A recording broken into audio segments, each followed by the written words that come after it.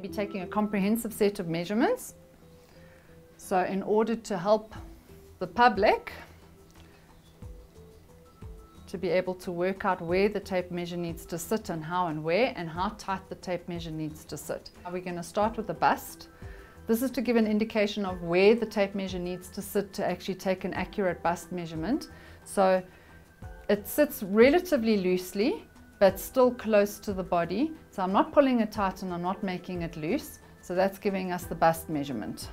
The waist measurement, technically speaking, if you hold the tape measure and swing it back to front, it's where the tape measure wants to sit, in the smallest part of the waist, not where people would assume to wear it on the hips. You actually need to get the tape measure in the natural curve or the natural waist of the body. Okay, hip measurement. Many people make the mistake of having the tape measure sitting either above or below the biggest part of the hip. So now we all know Ilse's got tiny little hips, but at the end of the day we've got to pretend she's got a big bum. And we've got to take the measurement across the biggest part of the hip, irrespective of how high or low it is in relation to the waist. So it's the maximum hip measurement we're getting. Again, the tape measure is not tight, the tape measure is not loose. This is waist to hip measurement. As you can see, this is where the waist wants to squeeze in the most, natural part, to where the hip measurement was taken. So it was just memorizing where that hip measurement was at its biggest. If you were to cut her arms off, that's the point of a cross front. So the measurement comes from exactly that point to the opposite side, the same point. Around shoulders. Across back, as you can see, the natural fold of the body at the back of the arm. Across back is from that point to the same point on the other side. You've got a bump that sticks out at the back of your neck. It's like a prominent bone. That is your nape bone. So your back length, or nape to waist, is from that bone exactly to the natural depression of the waist that you'd measured earlier. So we've got nape to shoulder edge, nape starting exactly there, to the shoulder edge, your absolute edge of your shoulder before it falls. The measurement just before the arm falls, in this case 19.5. Nape point waist, nape, hugging the neck over the bust point to the natural waist. Okay, neck measurement at the base of the neck, as close as possible, with as little slack as possible, 34 centimeters in this case.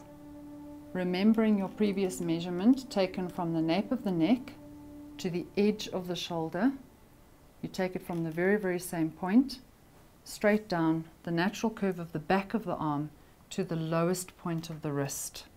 In this case, 57 centimeters. Sleeve to elbow, from the edge of the shoulder to the back of the arm and the back of the elbow.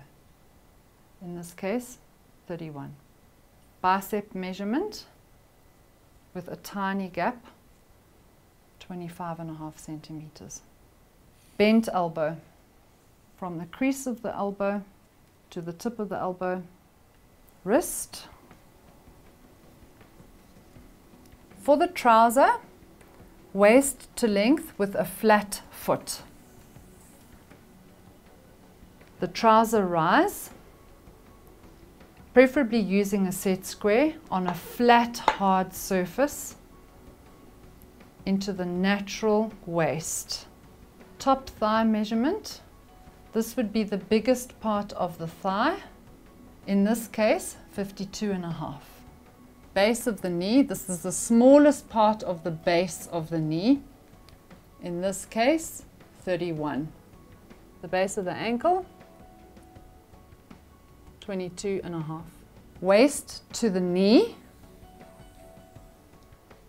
at the base of the knee, and then continuing on to the full length waist to floor down the front. So waist to floor. In the event of wearing a high heel, all the previous measurements that were taken with a flat foot. We need an accurate heel height or intended heel height measurement. The only way to get the accurate heel height is by using a set square on a flat surface as we have here, and in this case we're getting to 8.5. So we've got 8.5 centimeters to the actual crack of the top of the heel itself, and that is your accurate heel height measurement.